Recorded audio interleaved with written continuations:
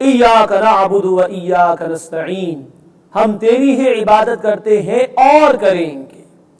ये दोनों तर्जुमे भी पेश नजर रखना जरूरी है, इसलिए कि जब हम ये कहते हैं और मफहूम जहन में रखते हैं हम तेरी ही इबादत करते हैं, तो ये एक दावा हो गया, इट्स अ क्लेम, हम तेरी ही इबादत करते हैं, ये बहुत बड़ा दावा है। लेकिन दूसरा तर्जुमा अगर जहन में रखा जाए तो ये बात बैलेंस हो जाएगी, और करेंगे, मुराद इंशाअल्लाह करेंगे। अब ये एक इरादा हो गया तो बात जरा बैलेंस और हल्की हो जाएगी इंशाअल्लाह। व इय्याक नस्तईन, और तुझी से मदद मांगते हैं और मांगेंगे। ये बड़ा खूबसूरत जुमला है और इसका ताल्लुक बंदे से। ये चौथी आयत हम पढ़ रहे हैं, आधा हिस्सा अल्लाह से मुताल्लिक इबादत अल्लाह का हक, और आधा हिस्सा बंदे से मुताल्लिक इस्तिआनत, मदद मांगना बंदे की जरूरत है। व इय्याक नस्तईन, और तुझी से मदद मांगते हैं और मांगेंगे। क्यों? ऐ अल्लाह, तेरी तौफीक के बगैर तेरी इबादत मुमकिन नहीं है, तेरे फضل के बगैर, तेरी रहमत के बगैर, तेरी इनायत के बगैर हम तेरी इबादत नहीं कर सकते। तो तू हमें तौफीक अता फरमा कि हम तेरे इबादत गुजार बंदे बन जाएं, इसके बगैर अल्लाह हमारे लिए मुमकिन नहीं। अल्लाह के रसूल सल्लल्लाहु अलैहि वसल्लम ने हमें दुआ सिखाई, हर फर्ज नमाज के बाद हमें पढ़नी चाहिए, अल्लाहुम्मा अइन्नी अला ज़िक्रिका व शुक्रिका व हुस्न इबादतिका, ए अल्लाह मेरी मदद फरमा अपने जिक्र के लिए और अपने शुक्र के लिए और अपनी उम्दा इबादत के लिए। इय्याक नअबुदु व इय्याक नस्तईन, हम तेरी ही इबादत करते हैं और करेंगे, और तुझे ही से मदद मांगते हैं और मांगेंगे। ये चौथी आयत मुकम्मल हो गई। अब आखिरी तीन आयत ये खालिस बंदे से मुताल्लिक, इसमें बंदे की जरूरत का बयान, उसकी एहतियाज का बयान, और ये वो मुकाम है जहां इंसान घुटने टेक कर मजबूर है कि अल्लाह के सामने हाथ फैला दे, इहदिनस सिरातल मुस्तकीम, ऐ अल्लाह में सीधे रास्ते की हिदायत अता फरमा, जिसका ये तर्जुमा भी है, ऐ अल्लाह में सीधे रास्ते पर चला दे। हम पढ़ चुके, पहला अकीदा तौहीद का बयान आ चुका, दूसरा अकीदा आखिरत का बयान आ चुका, लेकिन अर्ज किया गया था कि अल्लाह के मुतालिक अब तफसीलात, किस बात से राजी होगा, किस बात से नाराज होगा, क्या उसे पसंद है, क्या उसे नापसंद है, वो मुझसे क्या चाहता है, ये तफसील इंसान की अक्ल उसे नहीं बता सकती। आखिरत की जरूरत का एहसास तो पैदा हो जाता है और फिक्र के नतीजे में, लेकिन वहां की तफसीलात क्या हैं, वहां के नताइज क्या हैं, ये बात इंसान अपनी अक्ल से समझ नहीं सकता। यहां वो मजबूर है घुटने टेक कर अल्लाह के सामने हाथ फैलाने के लिए। यहां ये बात भी समझ लीजिए, जहां तक बुनियादी हिदायत का मामला है वो तो हर मखलूक को अल्लाह ने दे रखी है। मछली को तैरने का फन अल्लाह ही ने सिखाया, बकरी का बच्चा किस तरह अपनी मां के बतन से दूध हासिल करे, अल्लाह ने बात उसमें रखी हुई, ये बुनियादी हिदायत। इससे ऊपर आए इंसानों की तरफ, तो इंसानों को भी नेकी बदी का बुनियादी शऊर हर इंसान को अल्लाह ने दिया। क्या सही है क्या गलत है, इनफरादी सतह पर हर इंसान में शऊर रख दिया गया। अंबिया के जरिए से भी इस बात को वाज़ेह कर दिया जाता था। लेकिन जहां इंसान आज के दौर में खास तौर पर, इट्स अ ग्लोबल एरा, ये ग्लोबलाइजेशन का दौर है, ग्लोबल विलेज बन चुकी है दुनिया। आज के जो गंभीर तरीन मसाइल हैं, मसलन मर्द और औरत, इन दोनों में बैलेंस कहां है, कैपिटल और लेबर, इन दोनों में बैलेंस कहां है, एक हाकिम हुक्मरान और एक इंडिविजुअल, एक फर्द, इन दोनों के दरमियान बैलेंस कहां है, हुकूमत को कितनी आजादी है, कितनी नहीं, फर्द की लिबर्टी कितनी है, कितनी नहीं। ये गंभीर तरीन और पेचीदा तरीन मसाइल हैं इज्तिमाई जिंदगी के। यहां इंसान मजबूर है घुटने टेकने पर, इसलिए कि मर्दों के हाथों में निजाम दे दिया जाए, वो औरतों का एक्सप्लॉइट करेंगे, इसलिए कि इन्हें उनके एहसासात और जज्बात का अंदाजा नहीं। अगर कारोबारी लोगों के हवाले कर दिया जाए कि वही निजाम बनाए, تو ممکن ہے کہ وہ امپلائیز کو ایکسپلائٹ کر جائیں، ورکرز کو ایکسپلائٹ کر جائیں. یہ مسئلہ ہے انسانیت کے ساتھ. حل یہ ہے کہ وہ اللہ جس نے مرد کو بھی پیدا کیا، عورت کو بھی، کیپٹلسٹ کو بھی پیدا کیا اور ورکر کو بھی پیدا کیا، جس نے حاکم کو بھی پیدا کیا اور رعایا کو بھی پیدا کیا، جس نے امیر کو بھی پیدا کیا، غریب کو بھی پیدا کیا، جس نے شہر میں رہنے والے کو بھی پیدا کیا، دیہات میں رہنے والے کو بھی پیدا کیا، جس نے 1400 برس پہلے رہنے والے صحرا کے بدو کو بھی پیدا کیا اور آج کے دور کے سائنٹیفک مائنڈ رکھنے والے انسان کو بھی پیدا کیا. اس کی طرف رجوع کیا جائے. یہاں انسان گھٹنے ٹیک کر مجبور ہے کہ اللہ کے سامنے ہاتھ پھیلائے، اہدنا الصراط المستقیم، اے اللہ سیدھے راستے کی ہدایت عطا فرما. ہدایت یہ بھی ہے کہ راستہ دکھا دیا جائے، ہدایت یہ بھی ہے کہ راستہ سمجھا دیا جائے، ہدایت یہ بھی ہے کہ راستے میں چلانے کی کوشش کی جائے، اور ہدایت کی انتہا یہ ہے کہ منزل مقصود تک پہنچا دیا جائے. یہاں اسی مفہوم میں ہے کہ اللہ راستہ دکھا مت دیجیے، صرف سمجھا بھی دے، اس پر چلا بھی دے اور منزل مقصود تک پہنچا بھی دے. یہ ہدایت کی انتہا ہے.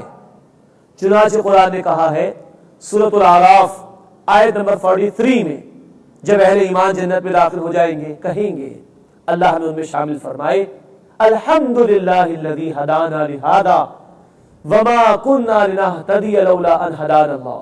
تمام شکر، تمام تعریف اللہ کے لیے ہے جس نے یہاں تک کی ہدایت دے دی. یہ جنت، یہ ہدایت کے نقطہ عروج یہاں تک پہنچا دیا، منزل مقصود، رب کی رضا کا مقام یہاں تک پہنچا دیا.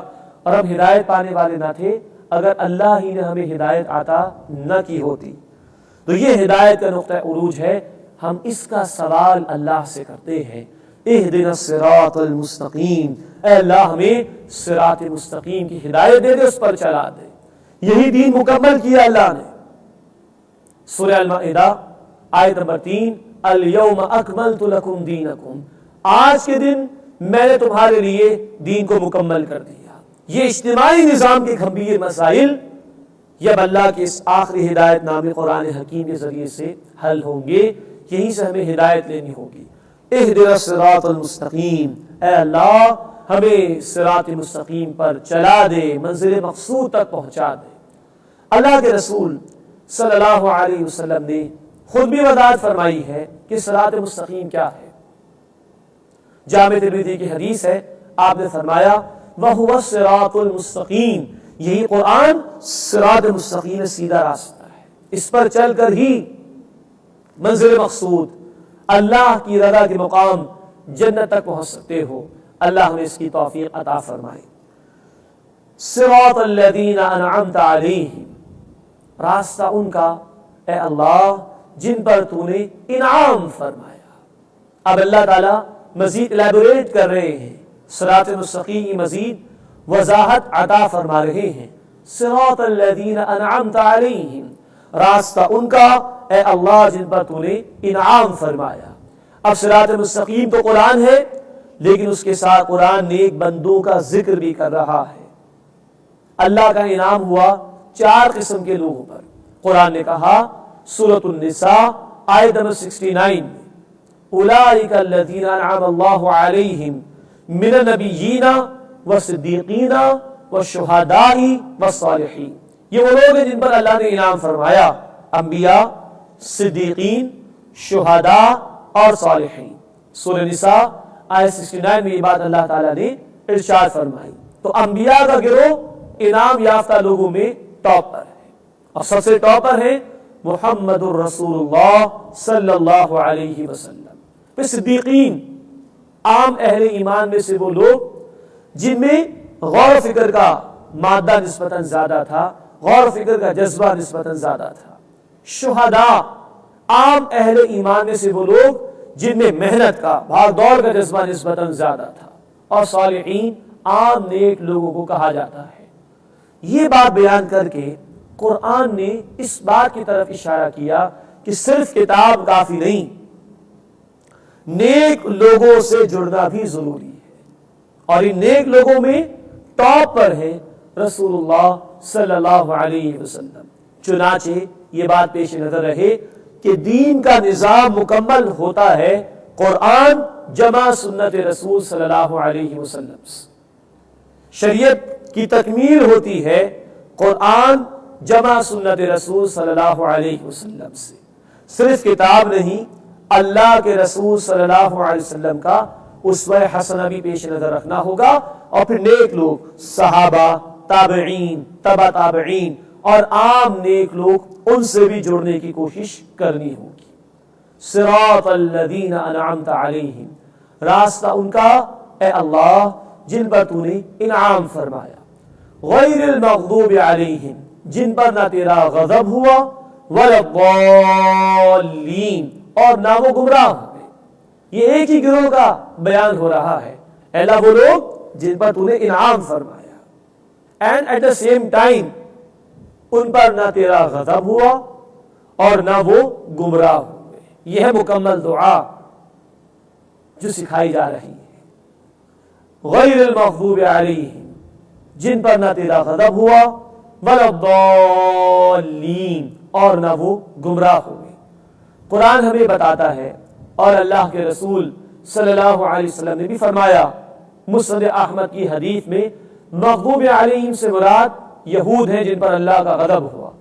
سورہ البقرہ آیت 61 میں بھی ذکر ہے کہ یہود پر اللہ کا غضب ہوا تھا۔ اور مسند احمد کی روایت کے مطابق اللہ کے رسول صلی اللہ علیہ وسلم نے فرمایا کہ ضالین، گمراہ ہونے والوں سے مراد نصارہ ہیں۔ عقیدے کی گمراہی، عیسیٰ علیہ السلام کو خدا کا بیٹا قرار دے دیا، سورہ توبہ آیت نمبر 30 کے مطابق۔ عمل میں انہوں نے رہبانیت اختیار کر لی، دنیا کو ترک کر دو اور کونے خطرے میں بیٹھ کر بس عبادت کر لو، اس کے بڑے برے نتائج نکلے۔ سورۃ الحدید آیت نمبر 27 میں اس کا ذکر قرآن نے کیا۔ تو عقیدے میں بھی بگاڑ آیا اور ان کے عمل میں بھی بگاڑ آیا۔ ضالین سے مراد نصارہ ہیں۔ یہ تشریح خود اللہ کے رسول صلی اللہ علیہ وسلم نے بیان فرمائی۔ لیکن یاد رکھنا چاہیے قرآن تو ہمیشہ کے لیے، تمام انسانیت کے لیے ہدایت نامہ ہے۔ یہ دعا سورۃ الفاتحہ کی ہر نماز کی ہر رکعت میں ہم پڑھتے ہیں، تو صرف ہم گزر نہ جائیں کہ یہ یہود کا بیان ہے، ہم گزر نہ جائیں کہ نصارہ کا بیان ہے، نہیں، ہمیں ان رویوں سے بچنا ہوگا، اس روش سے بچنا ہوگا جو یہود اور نصارہ نے اختیار کی، تو وہ صراط مستقیم سے ہٹ گئے اور اللہ کے غضب کا شکار ہوئے اور گمراہ ہو گئے۔ یہود اللہ کو ماننے کا دعویٰ کرتے تھے، کتاب کو ماننے کا دعویٰ کرتے تھے، لیکن قرآن کا بیان ہے، سورۃ البقرہ میں اس کی تفصیل آئی ہے کہ اللہ کی کتاب کو انہوں نے فراموش کر دیا تھا، جانتے بوجھتے اللہ کے دین کے تقاضوں پر عمل کرنا چھوڑ دیا تھا، اللہ کے دین کے لیے محنت کرنے سے جی چرا لیا تھا انہوں نے۔ جب یہ غداری انہوں نے اللہ کی کتاب اور اللہ کے دین سے کی، تو اللہ تعالیٰ نے ان کو اپنے غضب میں مبتلا کیا۔ نصارہ اللہ کو ماننے کا دعویٰ کرتے تھے، لیکن عقیدے میں بگاڑ پیدا کیا، جانتے بوجھتے، عمل میں رہبانیت اختیار کی، جانتے بوجھتے، اور اللہ کی واضح تعلیمات کو فراموش کیا، تو وہ گمراہ کر دیے گئے۔ تو ہمیں بچنا ہے کہ ہم اللہ کی کتاب کو کہیں فراموش نہ کر دیں، اللہ کے دین کی محنت کو فراموش نہ کر دیں۔ ہمیں بچنا ہے کہ ہم خود ساختہ عقیدے نہ گھڑ لیں قرآن و سنت کے مقابلے میں۔ ہمیں بچنا ہے جب اللہ کی کتاب کی تعلیمات کو اور اس کے رسول صلی اللہ علیہ وسلم کے مبارک طریقوں کو فراموش نہ کر دیں۔ اس تأثر کے ساتھ پڑھیں گے تو انشاءاللہ تاثیر محسوس کریں گے، اور اللہ یہ دعا قبول بھی فرمائے گا۔ اہدنا الصراط المستقیم، اے اللہ ہمیں صراط مستقیم کی ہدایت دے دے، اس پر چلا کر منزل مقصود تک پہنچا دے۔ صراط الذین انعمت علیہم، راستہ ان کا جن پر تو نے انعام فرمایا، غیر المغضوب علیہم ولا الضالین، جن پر نہ تیرا غضب ہوا اور نہ وہ گمراہ ہوئے۔ سورۃ الفاتحہ کے اختتام پر ہم پڑھتے ہیں آمین، یہ کہنا مسنون ہے۔ بخاری شریف کی حدیث ہے، اللہ کے رسول صلی اللہ علیہ وسلم نے فرمایا، جس کی آمین فرشتوں کی آمین سے مل جائے، اس کے پچھلے گناہ اللہ معاف فرما دیں گے۔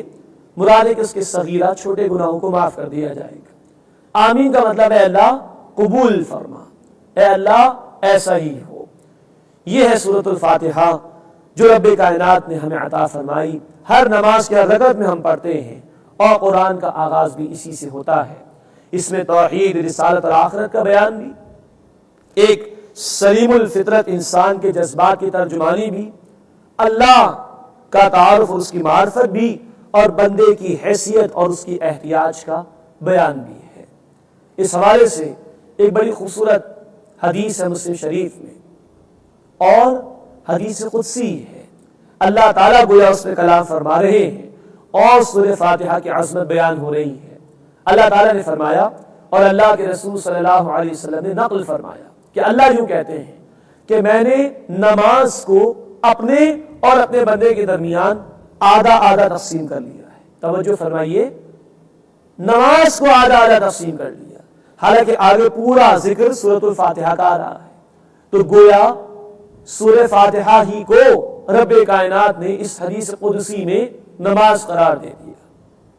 پھر اللہ تعالیٰ فرماتے ہیں، جب بندہ کہتا ہے الحمدللہ رب العالمین، تو اللہ فرماتے ہیں میرے بندے نے میری حمد بیان کی۔ ہر آیت پر جواب آتا ہے اللہ کی طرف سے۔ جب بندہ کہتا ہے الرحمن الرحیم، اللہ تعالیٰ جواب دیتے میرے بندے نے میری ثنا بیان کی۔ جب بندہ کہتا ہے مالک یوم الدین، اللہ فرماتے میرے بندے نے میری بڑائی بیان کی۔ جب بندہ کہتا ہے ایاک نعبد و ایاک نستعین، تو اللہ کہتے ہیں یہ میرے اور میرے بندے کے درمیان کامن ہے، مشترک ہے، اور میرے بندے کو دیا جا چکا جو اس نے مجھ سے مانگا۔ غور فرمائیے، اللہ فرما رہے میرے بندے کو وہ دیا جا چکا، he has been granted، جو اس نے مجھ سے سوال کیا۔ اور جب بندہ پڑھتا ہے، کہتا ہے، مانگتا ہے اہدنا الصراط المستقیم صراط الذین انعمت علیہم غیر المغضوب علیہم ولا الضالین، تو اللہ فرماتے ہیں یہ سب میرے بندے کے لیے، اور میرے بندے کو دیا جا چکا جو اس نے مجھ سے سوال کیا۔ کتنا بڑا انعام ہے اللہ کا، کتنا بڑا اعلان ہے اللہ کا، جو بندے نے مانگا وہ دیا جا چکا۔ تو بندے کو بھی تو کوشش کرنی چاہیے کہ وہ دل کی گہرائیوں سے یہ دعا مانگے، تڑپ اور لگن کے ساتھ مانگے، جستجو کے ساتھ مانگے، یقین کے ساتھ مانگے، تو اللہ بھی قبول فرمانے کا اعلان فرما رہے ہیں۔ یہ ہے صحیح مسلم کی وہ روایت جس میں قرآن کی عظمت کو بیان کیا گیا، اور یہ روایت مبارکہ، یہ حدیث مبارکہ وہ ترازو والی مثال کو بھی واضح کر رہی ہے، جس کو ہم نے سمجھا کہ آدھا آدھا، اللہ نے بھی کہا کہ آدھا آدھا تقسیم کر لیا ہے، تو یہ آدھی صورت گویا کہ اللہ کے لیے اور آدھی صورت بندے کے لیے ہے۔ کرنا ہمیں یہ ہے کہ ہم ان باتوں کو پیش نظر رکھتے ہوئے سمجھ کر ٹھہر ٹھہر کر نمازوں میں سورہ فاتحہ پڑھیں، جیسا کہ اللہ کے رسول صلی اللہ علیہ وسلم کی سنت تھی۔ ہر آیت پر آپ رکتے تھے، اور سورہ فاتحہ میں تو ضرور ایسا کرنا چاہیے تاکہ اللہ کے جواب کو محسوس کر سکے، اور یہ جواب اور اس کی تاثیر محسوس کر سکے، اور رو کر اللہ سے دعائیں مانگے، تو انشاءاللہ اللہ ہمیں بھی ہدایت عطا فرمائے گا۔ الحمدللہ رب العالمین، تمام شکر، تمام تعریف اللہ کے لیے ہے جو تمام جہان والوں کا رب ہے۔ الرحمن الرحیم، انتہائی رحم فرمانے والا، مسلسل رحم فرمانے والا ہے۔ مالک یوم الدین، بدلے کے دن کا مالک ہے۔ ایاک نعبد، ہم تیری ہی عبادت کرتے ہیں اور کریں گے۔ وَإِيَّاكَ نَسْتَعِينُ، اور تجھ ہی سے مدد مانگتے ہیں اور مانگیں گے۔ اہدنا الصراط المستقیم، اے اللہ ہمیں صراط مستقیم کی ہدایت بھی دے دے، اس پر چلا بھی دے اور منزل مقصود تک پہنچا بھی دے۔